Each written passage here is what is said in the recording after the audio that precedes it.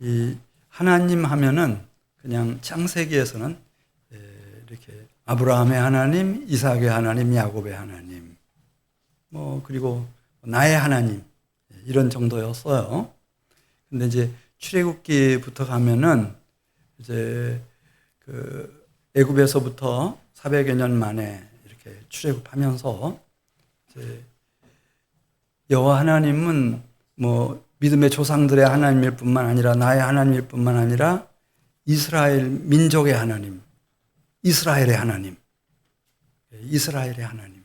이게 이제 모세오경, 사사기, 그 다음에 이제 역대기에 쭉 이스라엘의 하나님, 이스라엘의 하나님.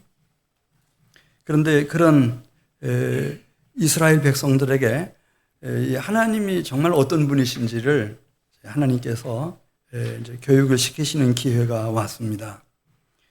그건 좀 아이러니하게도 예루살렘 성전이 이제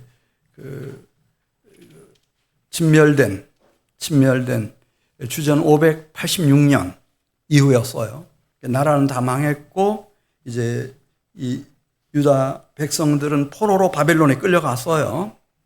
팔레스틴에서부터 이제 끌려 나가가지고 그 넓은 바벨론이라고 하는 세계 거기에 들어가 있었고, 특별히 오늘 이제 에스라 1장 1절에 있는 말씀을 보면은 이때는 그 중에서도 고레스가 통치를 시작한 해였어요. 이 고레스라고 하는 왕은 이제 그 유프라테스 강이 있고 그 다음에 북쪽으로 좀 올라가면 티그리스 강이 있는데 티그리스 강 북쪽에 메대라고 하는 아주 넓은 영토가 있었습니다.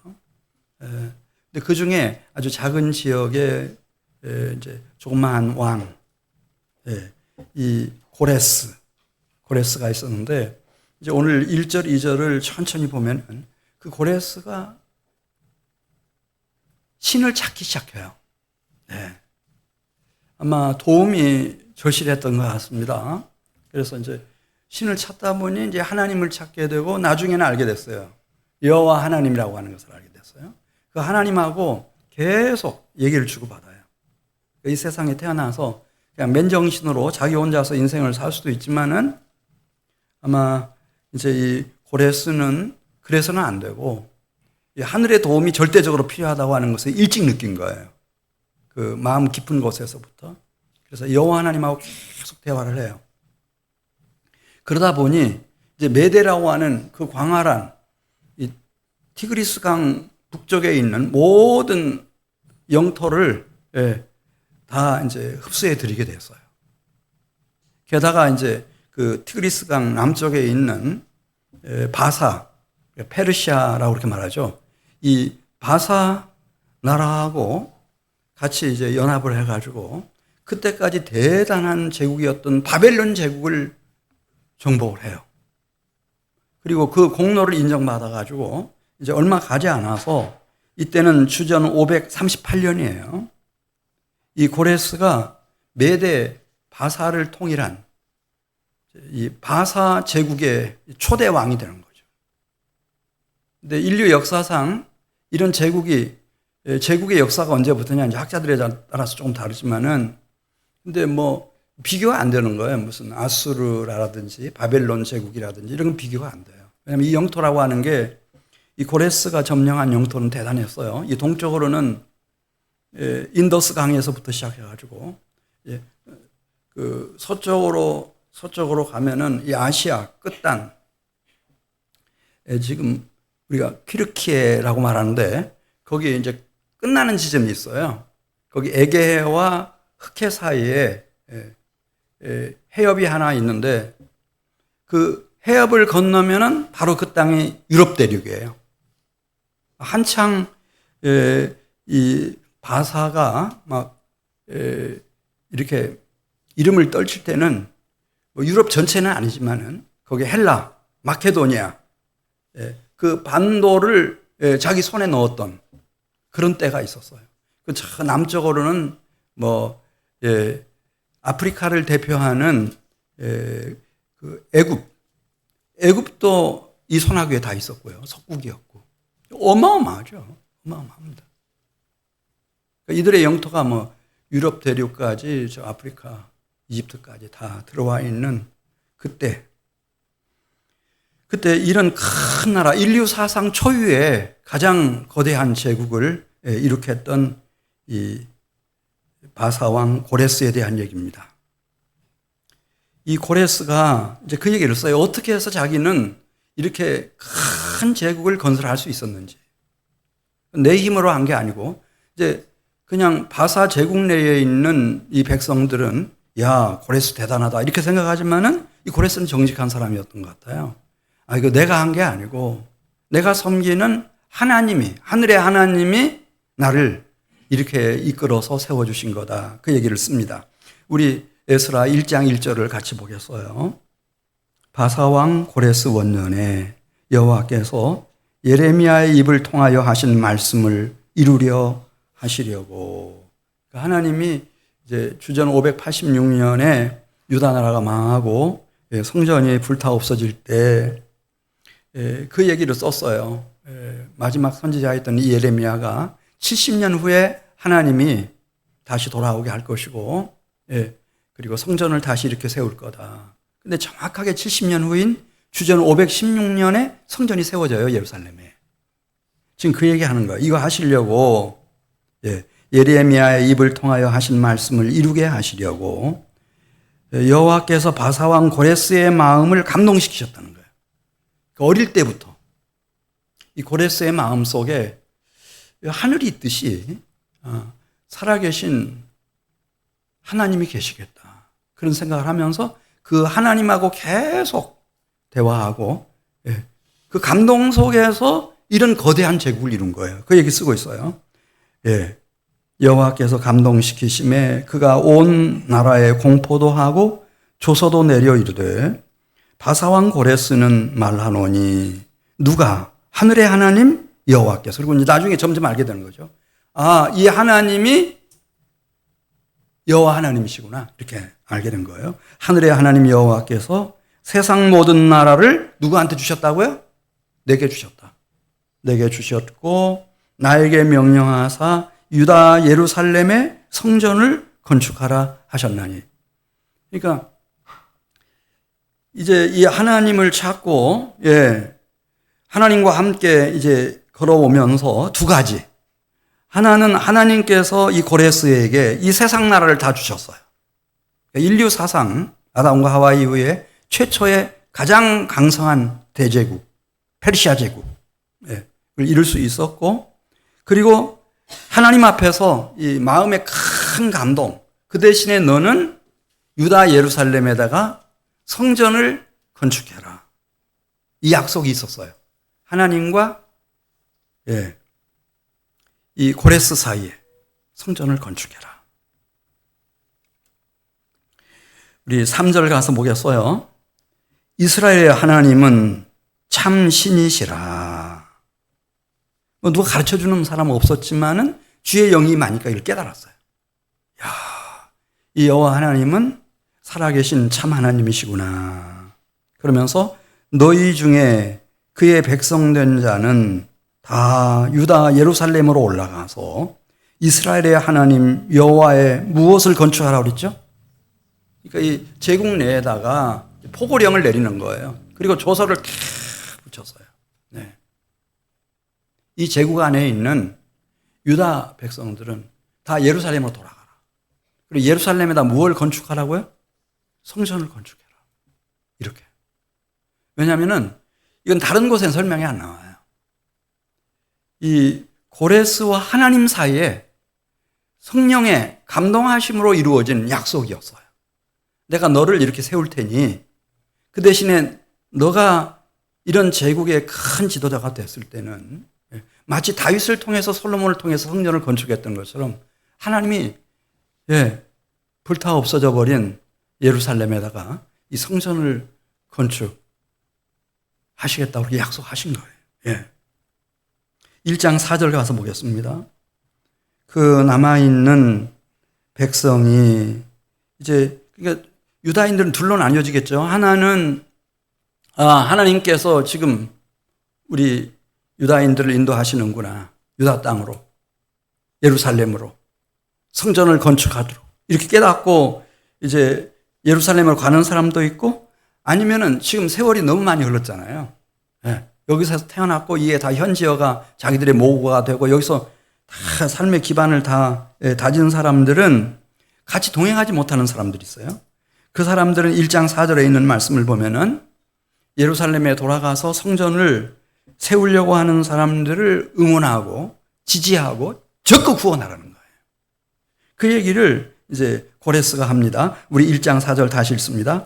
그 남아있는 백성이 제국 어느 곳에 머물러 살든지 그 사람들이 마땅히 은과 금과 그 밖에 물건과 짐승으로 도와주고 그 외에도 예루살렘에 세울 하나님의 성전을 위하여 예물을 기쁘게 드릴지니라 하였더라.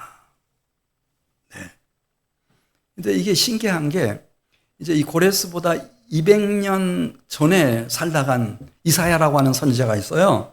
근데 이사야 선지자가 이 점을 얘기했어요. 이사야 44장 28절에 있는 말씀을 보면은 이제 처음에 다윗과 솔로몬을 통해서 성전을 세웠던 것처럼 고레스라고 하는 사람을 통해서 내가 성전을 지을 거다. 예루살렘에. 그렇게 되면은 이제 예루살렘이 향후 어떻게 될 것인지. 그 다음에 고레스는 성전을 짓는데 성전 어느 부분까지 몇 퍼센트를 지을 건지 그걸 다 예언했어요. 이사야 44장 28절 말씀 보겠습니다. 고레스에 대하여는 이르기를 내 목자라. 고레스가 메대 사람이거든요. 이스라엘 사람 아니에요.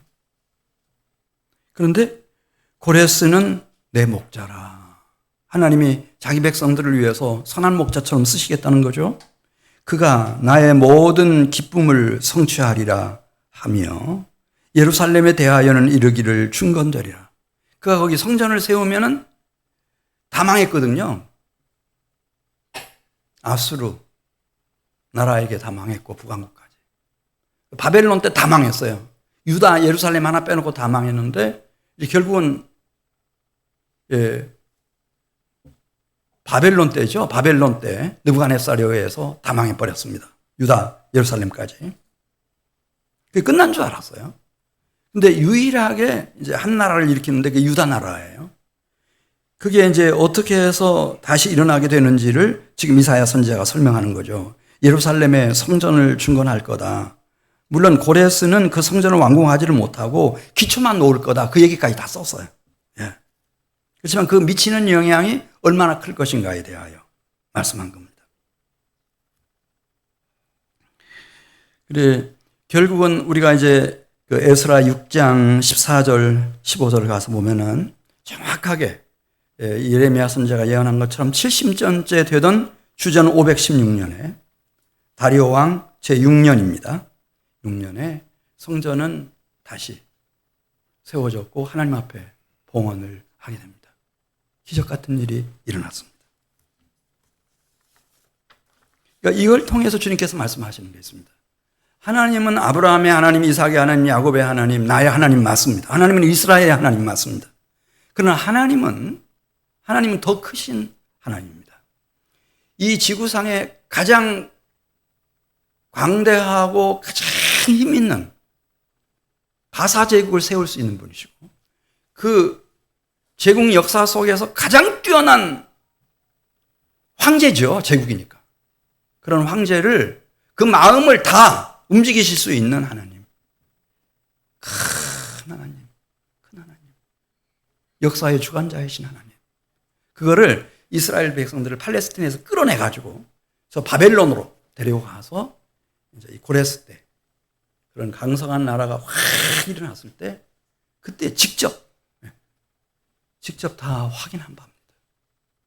자기들 얘기니까. 자기 민족의 역사니까. 자기들이 남은 자들로 예루살렘에 돌아와서 성전을 재건했고 그리고 다시 일어나서 하나님의 영광을 위해서 살게 됐으니까. 에스라 1장 7절 말씀을 보면은 이건 굉장히 의미 있는 사건인데 고레스가 남은 자들이 예루살렘으로 돌아갈 때 빈손으로 보내지 않죠. 오래전에 이 바벨론 왕 느부갓네살이 다 탈취해 왔던 예루살렘 성전에서부터 하나님을 섬길 때 쓰던 금그릇, 은그릇, 귀한 기명들 다 탈취해왔거든요. 가지고 자기 신당에다가 다 보관하고 있었어요. 근데 그걸 다 끄집어내게 하죠. 끄집어내게 해서 한 사람을 지명해요. 총독으로. 세스바살. 유대인을, 피정복민인 유대인을 총독으로 지명을 해요. 이것도 아주 특이한 일이에요. 그럼 그걸 다 들려주면서 이걸 가지고 예루살렘에 가서 성전을 완공한 후에 원래 있던 자리에다가 이 은기명, 김기명, 은기명, 금기명 이 귀한 것들을 원래대로 다 배치를 하라는 거예요. 그 얘기를 1장 7절부터 지금 11절까지. 그래서 들려준 금, 은그릇이 모두 몇 개였다고 그랬죠? 5,400개. 5,400개였다. 예, 스가랴 1장 5절 말씀 보겠습니다. 스가랴 1장 5절 말씀 보면은 하나님이 막 이렇게 일하시니까 앞장서서 처음에는 이제 다윗 솔로몬을 통해서 성전을 지으셨지만은 이 고레스를 통해서 하나님이 성전을 다시 지으시니까 이걸 알게 된 유다 백성들이 어떻게 했나. 스가랴 1장 5절 보겠습니다. 이에 유다와 베냐민 족장들과 제사장들과 레위 사람들과 그 마음이 하나님께 감동을 받고 올라가서 이제 하나님의 영에 감동을 받는 사람들이 있어요. 야, 이 땅에 와서 이 성전을 세우는 것은 정말 중요한 일이구나. 황제도 부러워할 그런 일이구나. 깨달은 사람들이 예루살렘에 올라가 가지고 성전을 건축하는 일을 시작합니다. 그 얘기를 이제 5절, 6절에 쓰고 있습니다.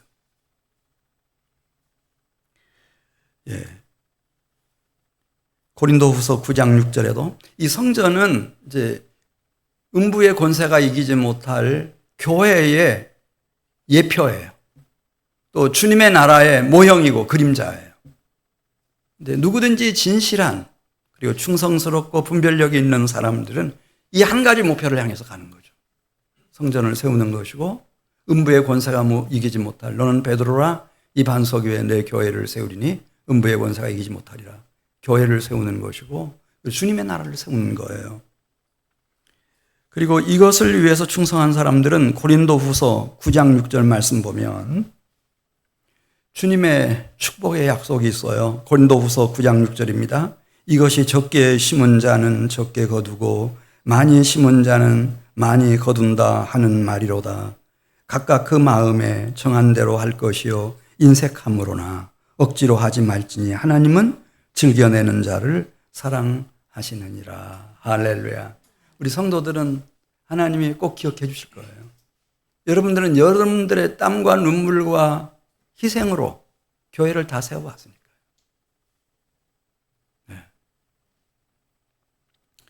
백낙준이라고 하는 어린이가 있었는데 그 부모가 이제 복음을 들었고 교회 나가기 시작했어요.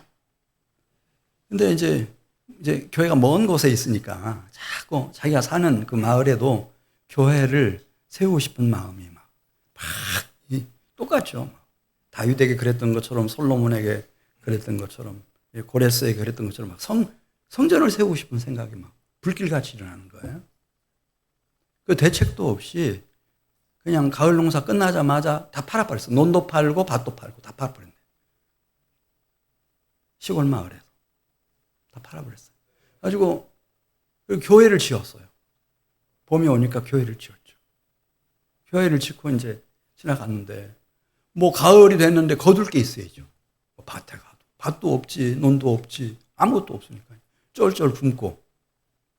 아이들도 어떻게 뭐 학교 보내려면은 뭐 조금씩 내는 돈도 있고 뭐 다 이렇게 하는데, 그래서 소문이 퍼져나갔어요. 아무개가 논 팔고 밥 팔아가지고 예배당 세웠는데 그 자식들 학교도 못 보낸다. 그러니까 선교사 한 분이 왔대요. 와가지고 그 어린 아이, 그 아이 좀 내가 맡아서 돌보면 안 되겠냐. 내가 좀 학교도 보내고 싶고 그렇다. 줬대요, 선교사님한테. 근데 이 아이가 이제 그 선교사님 집에서 이제 학교 다니고 이렇게 하는데 제법 아이가 괜찮고 엄마 아빠가 얼마나 기도했겠어요. 같이 살지도 못하고 떠나보내고 나서. 그러니까 이 아이가 이제 초등학교, 중학교, 고등학교 이렇게 졸업하고 선교사님이 가만 보니까 인재인 거예요, 인재. 그래서 유학을 보냈어요. 네. 프린스턴에서 공부하고 마지막은 이제 예일 대학에서 박사학위를 받았거든요. 그분이 쓴 논문을 제가 읽어봤어요. 제가 지금까지 읽어본 논문 중에 최고의 논문이에요. 이야, 교회사를 썼어요. 교회사를, 한국 교회사를 썼는데 제가 깜짝 놀랐어요. 이거는 하나님이 주신 지혜로구나. 네. 그런 명철이고 총명이구나. 군더더기 하나도 없어요. 너무 훌륭했어요. 네. 그러더니 뭐 아니나 달라요. 이 백낙준 데려다가 한국 정부에서 뭐 지금 말하면 교육부 장관도 시키고 연세대학교 한국인 최초 총장도 시키고, 예. 하나님이 다 갚아주시죠.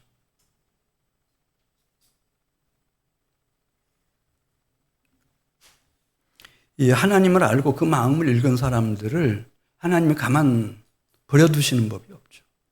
다 갚아주십니다. 하나님은 즐겨내는 자를 사랑하시느니라. 그런 점에서 이 한민교회 우리 성도들은 복받은 사람들이에요. 여러분들은 많은 희생을 하셨잖아요.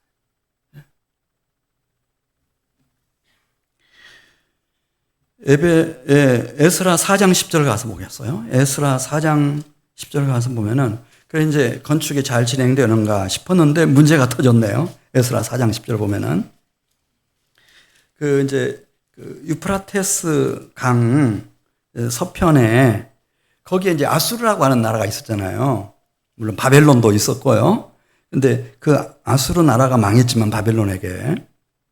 그렇지만 그 아수르 나라 왕족 중에 정말 영향력 있는 존귀한 모든 사람들이 존경하는 그런 오스납발이라고 하는 사람이 있었어요.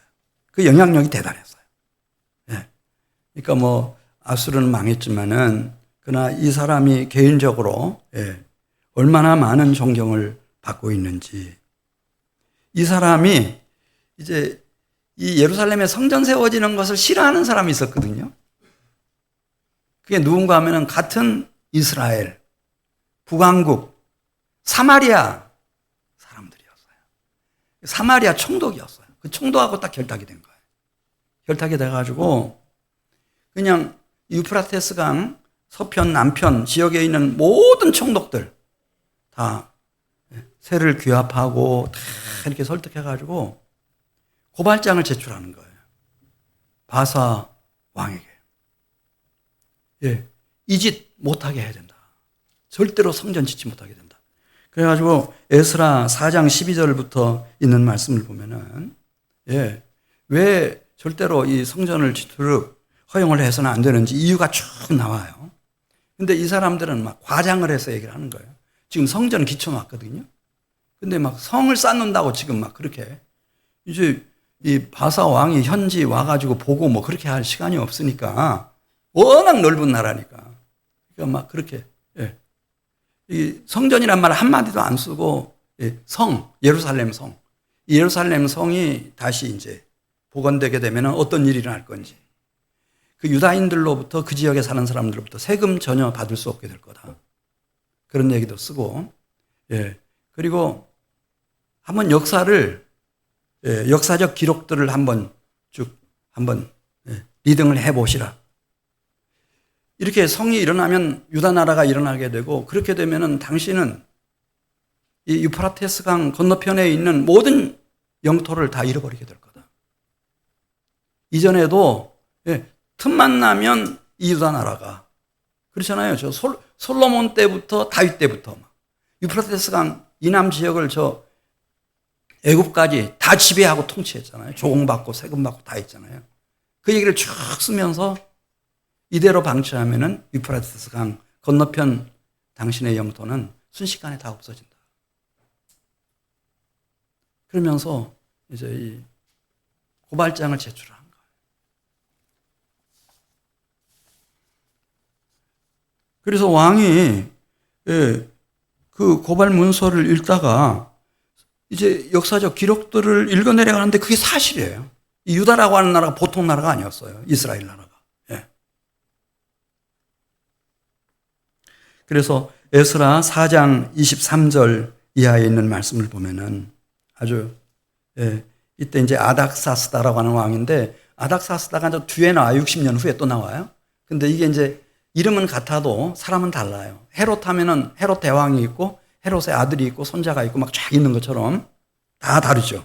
그런 것처럼 에스라 4장 23절 보면 아닥사스다가 명을 내리죠. 공권력으로 제지를 해서 그 공사를 중단을 시켜라. 내가 역사적인 기록물들을 읽어보니 맞다. 너희 말들이 맞다. 그래서 에스라 4장 24절 권력으로 억제하여 그 공사를 그치게 하니 이에 예루살렘에서 하나님 성전 공사가 언제까지 중단됐나? 바사왕 다리오 제2년까지 중단됐다. 중단돼 버렸어요. 이 성전을 세우는 일이 쉽지는 않죠. 다른 거 하면 괜찮은데 이 성전 세운다고 하면은. 그런데 5장 1절 가서 보면은 이스라엘 백성들 안에 정말 이걸 위해서 막 집중으로 기도하는 선지자 두 사람 나오네요. 하나는 학개, 여러분 구약 성경에 보면 학개라고 하는 선지서가 있죠. 학개. 그 다음에 또 한 사람은 스가리야. 학개, 스가리야, 말라기 이렇게 구약 성경이 끝나잖아요. 스가리야. 네, 이 선지자들이 일어나가지고 학개 2장 6절부터 보면은 백성들을 일깨우기 시작해요. 겁먹지 말라. 하나님 살아계시고 그 하나님이 다 이끄시는데 2장 9절 보면 하나님이 평화, 너희들 맞아 죽지 않도록 하나님께서 눈동자같이 지켜주셔서 샬롬, 평강을 주실 거다. 평강 얘기하고 그 다음에 반대하는 사람들, 그 세력에 동조하는 사람들은 또 한 가지 돈이었습니다. 돈 내놔봐라 이거지. 돈이 있으면 하고 없으면 못하고 이런 식으로. 근데 학개 2장 6절 말씀 보면 학개 선지자를 통해서 이렇게 말씀하시는 겁니다. 만군의 여호와가 이같이 말하노라. 조금 있으면 내가 하늘과 땅과 바다와 육지를 진동시킬 것이요 또한 모든 나라를 진동시킬 것이며 모든 나라의 보배가 이르리니 내가 이 성전의 영광이 충만하게 하리라. 만군의 여호와의 말이니라. 8절 은도 내 것이요 금도 내 것이니라. 만군의 여호와의 말이니라. 돈 걱정하지 말아라. 이 사명을 받은 사람들은요, 이 돈 걱정하면 아무것도 못해요. 은, 금 다 내 거다. 또 한 가지 반대하는 세력들은 솔로몬 성전 규모를 봐라. 얼마나 웅장하고 얼마나 화려했나. 금이 얼마나 많이 들어갔나. 근데 2장 9절 학개를 통해서 말씀하세요. 그런 것에 마음 약해지지 말아라. 이 성전 정성을 다해서 지으면은 이전 솔로몬의 성전보다 그 영광이 크리라. 그렇게 말씀하셨어요. 솔로몬 성전 얼마 못 갔어요. 얼마 못 갔죠. 300년 남짓 갔어요. 근데 이 성전은요, 스룹바벨 성전이거든요. 이 성전은 400년, 500년 넘겨서, 또 한쪽 무너지면은 헤롯 같은 사람이 또 증축하고 수리하고 이렇게 해가지고요. 다윗의 자손 그리스도 예수가 오실 때까지. 그래서 그분이 와서 그 예루살렘 성전에서 음부의 권세가 이기지 못할 교회를 출현시킬 때까지. 500년이 뭐예요? 600년이 넘도록 건재했죠. 하나님이 그렇게 함께하고 계시니까 절대 겁먹거나 두려워하지 말아라. 학개 스가랴가 막 이렇게 하나님의 말씀을 전하니까 거기서 은혜 받은 사람이 나타나는데 에스라 5장 2절 말씀을 보면 스룹바벨이었어요. 한번 따라서 해보세요. 스룹바벨. 그래서 그 성전을 스룹바벨 성전이라고 불러요. 스룹바벨이 백성들 설득하고 기도하면서 이 성전을 완공해낸 거예요. 스룹바벨 성전. 그러니까 또 보고서가 올라갔어요. 바사 왕에게. 지금 이스라엘 백성들이 다시 성전 공사를 시작했다. 그런 보고서가 올라온 거예요. 그래 이제 그때는 다리오 왕이에요. 왕이 바뀌었죠. 다리오 왕이 이제 거기에 한번 고레스 왕이 정말 이 사람들이 말하는 것처럼 이 성전을 건축하도록 그렇게 명령했는지 확인 좀 해주시라. 그래 나중에 이제 그 문서를 두 마리 문서를 찾아냈어요. 바벨론에서. 예.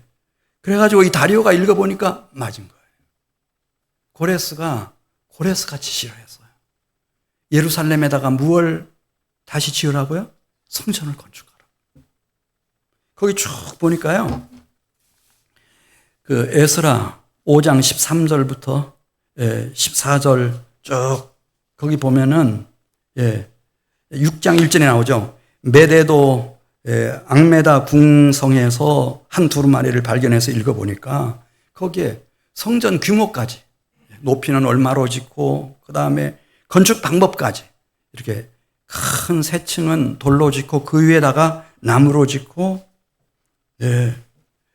그리고 이 느부갓네살이 탈취해온 모든 은그릇 금그릇은 다시 그 성전에 돌려보내가지고 세스바사를 통해서 원래 위치에 다 배치하도록 그렇게 하고. 그래, 이 고레스가 건축 명령을 내린 거예요. 그리고 거기에 보니까 이 건축에 소용되는 모든 비용은 국가에서 다 부담하도록 그렇게 했어요. 왜냐하면 하나님과 고레스 사이에 맺어진 약속이었기 때문에. 그래서 에스라 6장 8절 말씀 보겠습니다. 에스라 6장 8절 말씀. 내가 또 조서를 내려서 이제 다리오 왕이 또 조서를 내리는 거예요. 하나님의 성전을 건축함에 대하여 너희가 유다 사람의 장로들에게 행할 것을 알리노니 왕의 재산 곧 유브라데 강 건너편에서 거둔 세금 중에서 그 경비를 이 사람들에게 끊임없이 멈춤이 없이 지원을 해서 이 성전 건축이 중단되지 않도록 하라는 거예요. 그러니까 해결돼 버린 거죠. 뿐만 아니라 그 성전에서 완공하고 난 후 하나님 앞에 번제를 드리고 뭐 이렇게 화목제를 드리고 소제를 드릴 재물의 비용까지 다 충당하라는 거예요. 그래 이 파사 제국의 왕인 나 자신과 다리오 왕 자신과 그 자손들을 위해서 하나님 앞에 기도할 수 있도록 그렇게 해라. 그러면서 에스라 6장 12절을 가서 보겠어요.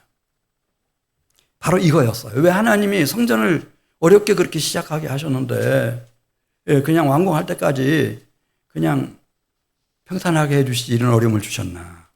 여기 에스라 6장 12절. 하나님은 실수 없으시거든요. 이것 때문이었어요. 에스라 6장 12절. 만일 왕들이나 백성이 이 명령, 그러니까 성전을 다시 지으라고 하는 명령을 변조하고 손을 들어 예루살렘 하나님의 성전을 한다고 할 것 같으면은 그곳에 이름을 두신 하나님이 그들을 멸하시기를 원하노라. 조서를 내렸으니 신속히 행할지어다. 그래서 그 누구라도 그 후대 왕들이 어떤 제국이라도 나중에 이제 마케도니아의 알렉산더가 뭐 헬라 제국 이런 거 막 세우거든요. 그렇다 하더라도 그거를 없애지 못하도록 딱 못을 쳐놓은 거예요. 못을 쳐놨어요. 그래서 다윗의 자손 그리스도가 오셔서 음부의 권세가 이기지 못할 교회를 확 일으킬 때까지 누구도 손대지 못하도록 그렇게 만든 거예요. 하나님은 우리가 물론 이제 예수님 복음 듣고 예수님 영접하고 침례도 받고 한민교회 정회원도 되고 그렇지만 그걸로 끝나면 안 되고요. 이제 하나님이 누구신지를 우리는 공부하는 거거든요. 이걸 신학이라고 그래요. 신학대학도 있잖아요, 여러분. 아브라함의 하나님이시고 이삭의 하나님이시고 야곱의 하나님이시고 나의 하나님이시고 할렐루야 이스라엘의 하나님이시고 근데 하나님이 그들을 참 넓은 바벨론으로 끌어내시고 그 페르시아 제국 최고 정상까지 하나님께서 바라보게 만드신 후에 이런 거대한 제국이 하나님 손안에 있는 것이구나. 이런 바사, 페르시아 제국의 최고의 초대 왕도 그 마음을 보의 물과 같아서 하나님 손안에서 하나님이 다 이렇게 움직여 가는 거구나. 하나님은 큰 하나님이시다. 큰 하나님이시다. 태초부터, 창조 때부터. 창조만 해놓고 하나님이 돌아선 줄 알았는데 지금도 이 인류 역사를 그분이 다 주장하시고 통치하시는구나. 우리 대한민국이라고 해봐야 1948년이니까 얼마 안 됐잖아요. 예. 그거를 공부하게 해주신 거예요. 예. 우리가 하나님 나라 하면은 막연해요, 너무나. 차라리 북한 하면은 나라가 딱 이미지가 떠오르잖아요. 김일성도 떠오르고, 김정은이도 떠오르고, 핵무기도 떠오르고, 북한 주민들의 살아가는 모습도 떠오르고, 중국도 떠오르고, 러시아도 떠오르고, 일본도 떠오르고. 근데 하나님 나라는 너무 추상적인 거예요. 너무 추상적이야. 그런데 이들은 이제 하나님 나라를 공부한 거죠. 예. 자, 에스라 7장 27절에 가서 보겠어요. 그 중심에 있었던 스룹바벨, 에스라, 느헤미야. 에스라가 그렇게 썼어요. 어떻게 다윗 솔로몬이 지었던 성전을 그래 이스라엘 백성도 아니고 저 메대 어디 조그마한 지역에 조그마한 왕이었던 그 사람이 어떻게 성전을 짓냐. 예. 근데 이렇게 됐다는 거죠. 에스라 7장 27절 보겠어요. 우리 조상들의 하나님 누구를 성축할지로다? 여호와께서 하신 일이라는 거예요. 여호와를 성축할지로다. 그 여호와 하나님이 고레스면 고레스, 다리오면 다리오, 아닥사스다면 아닥사스다. 그렇죠. 로마의 황제 불러가지고 기독교 공인하게 하고 기독교를 로마의 공식적인 종교가 되게 하고 하나님이 불러서 쓰시려면 다 할 수 있는 거예요. 그래서 왕의 마음에 예루살렘 하나님의 성전을 아름답게 할 뜻을 가지게 하시고 또 나로 그러면 어떻게 에스라는 평생을 이렇게 부흥운동에 하나님의 백성들을 섬기는 일에 헌신할 수 있었을까? 자기 자신의 얘기도 그렇게 쓰고 있어요. 또 나로 왕과 그의 보좌관들과 왕의 권세 있는 모든 방백 앞에서 은혜를 입게 해주셨다는 거예요. 하나님이 은혜를 그렇게 주시거든요. 마음속으로 주셔요. 마음속에 이 영이 흘러들어와요. 그러면 내 마음이 움직이기 시작하는 거예요. 할렐루야. 기왕이면 교회 다니는데 그냥 한민교회 나가면 좋겠다. 교회 하나 세우면 되니까. 건강한 교회 하나 세우면 되니까. 은혜를 얻게 하셨도다. 그러면서 내 하나님 여호와의 손이 내 위에 있으므로 내가 힘을 얻어 이스라엘 중에 우두머리를 모아 그들을 이끌고 예루살렘으로 올라가게 됐다. 할렐루야. 하나님의 그 영이 이렇게 고레스의 마음에 흘러들어오고 아닥사스다 왕의 마음에 흘러들어오고 다리오 왕의 마음에 흘러들어오고 그리고 에스라의 마음에 흘러들어오고 스룹바벨 마음에 흘러들어오고 느헤미야의 마음에 흘러들어오고 하나님의 손이 딱 붙잡고 계셨어요. 그래서 그렇게 멋지게 쓰임받는 거죠. 할렐루야. 멋지게 쓰임받는 거예요. 이거예요. 이걸 하나님은 하실 수 있어요. 하나님이 굉장한 분이죠.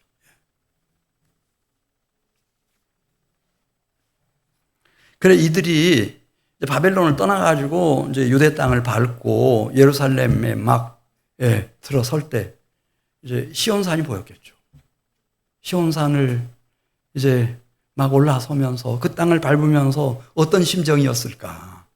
다 망해서 살아난 나라가 없어요. 그때 다 쓰러졌죠.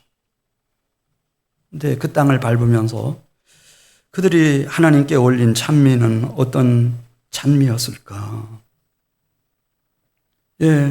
하나님 앞에 기도하다가 이 찬송시가 떠올랐어요.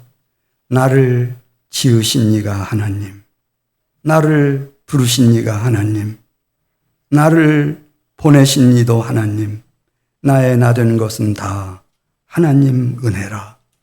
나의 달려갈 길 다가도록, 나의 마지막 호흡 다하도록 나로 내 십자가 품게 하시니 나의 나 된 것은 다 하나님 은혜라. 한량없는 은혜, 갚을 길 없는 은혜, 내 삶을 애워싸는 하나님의 은혜. 나 주저함 없이 그 약속의 땅을 이렇게 밟음도 나를 붙드시는 하나님의 은혜. 여러분 그런 거 생각해 보셨어요? 나를 지으신 하나님의 은혜. 성경에 보면은 아담과 하와를 하나님이 지으셨대요. 그리고 아브라함에게 말씀하셔요. 네 아내 사라에게 내가 복을 주고 내게 아들을 낳아주게 하겠노라.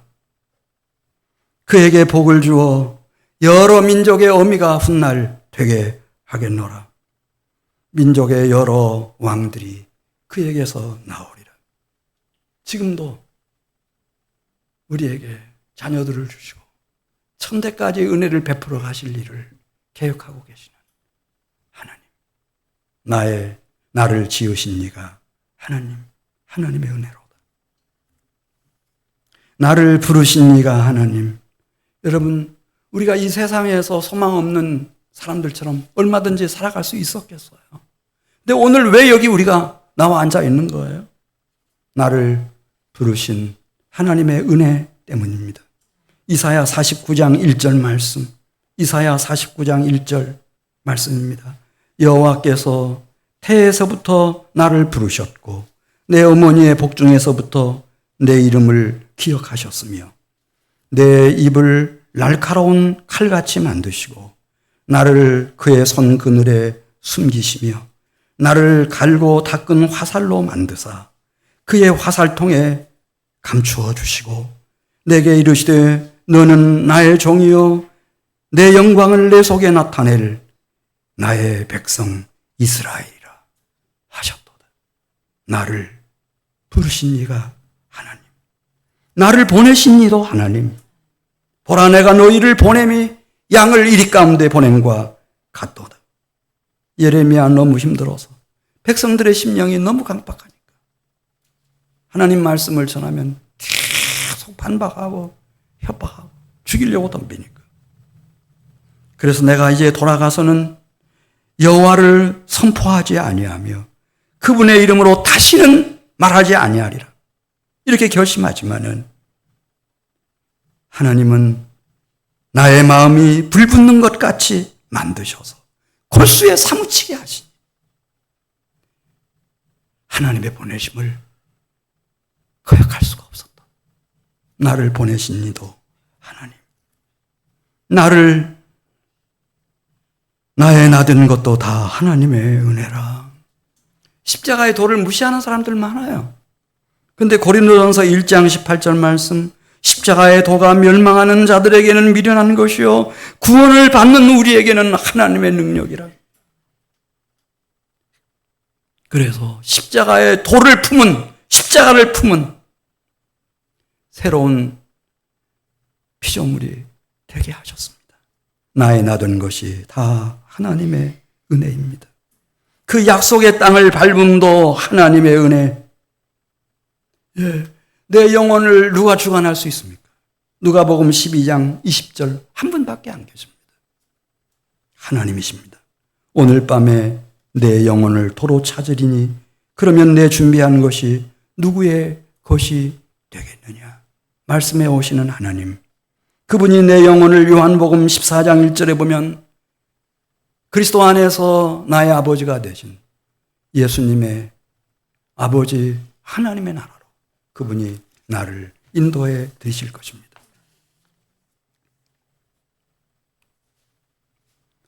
그 약속의 땅을 밟음도 하나님의 은혜라. 시온에 들어서면서 예루살렘 땅을 밟으면서 하나님의 은혜라. 그래서 이 성전에 올라가는 노래 시편 121편 1절 말씀 유명한 말씀이죠. 시온산을 말합니다. 이제 바벨론에서 돌아왔어요. 시온산이 보여요. 내가 산을 향하여 눈을 들리라. 나의 도움이 어디서 올까? 나의 도움은 천지를 이으신 여호와에게서로다. 5절 시편 121편 5절. 그 여호와는 너를 지키시는 이시라. 여호와께서 내 오른쪽에서 내 그늘이 되시나니 낮의 해가 너를 상하게 하지 아니하며 밤의 달도 너를 해치지 아니하리로다. 여호와께서 너를 지켜 모든 환난을 면하게 하시며 내 영혼을 지키시리로다. 여호와께서 너의 출입을 지금부터 영원까지 지키시리로다. 일평생 살아온 자신의 생애를 돌아보면서 다윗도 시편 23편 6절에서 내 평생에 하나님의 선하심과 인자하심이 반드시 나를 따르리니 내가 여호와의 집에서 영원히 살리로다. 할렐루야. 하나님의 은혜.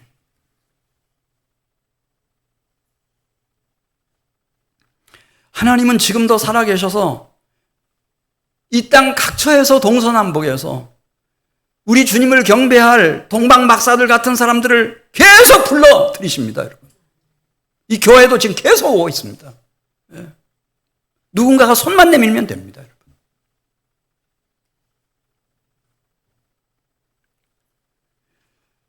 주께서 필요하시면 주님의 나라를 세우기 위해서 죽었던 나사로를 나흘 만에 무덤에서 불러내신 것처럼 하나님께서 그 생명과 영혼을 일으켜 세우십니다.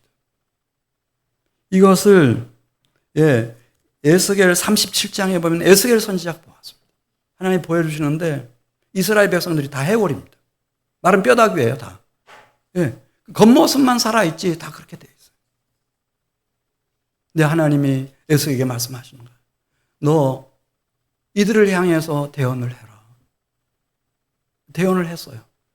그 말씀을 제대로 듣는 순간 생기가 막 들어가기 시작했어요. 이들이 살아서 일어나는데 지극히 큰 여호와의 군대였어요. 이 일이 시작됐어요. 일이 시작됐어요.